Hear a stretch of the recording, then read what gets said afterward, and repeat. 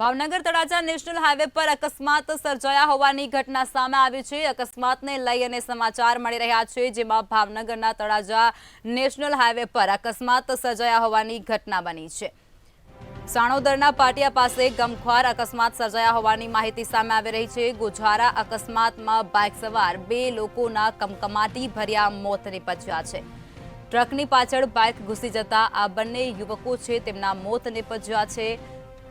શ્રીમદ પ્રસંગમાંથી પરત ઘરે જઈ રહ્યા હતા આ યુવકો, જ્યારે તેઓને અકસ્માત નડ્યો હતો। ભાવનગરના સિદ્ધસર ગામના રહેવાસી હોવાનું પણ અત્યારે જાણવા મળી રહ્યું છે।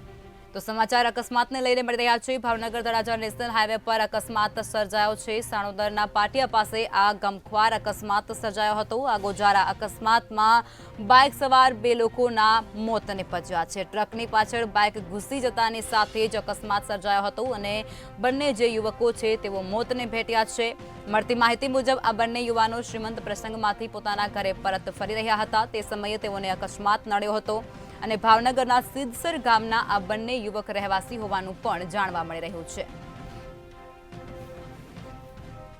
તો ભાવનગરથી આ અકસ્માતને લઈને સમાચાર। ભાવનગર તળાજા નેશનલ હાઈવે પર અકસ્માત સર્જાયો છે। સાણોદરના પાટિયા પાસે આ ગમખ્વાર અકસ્માત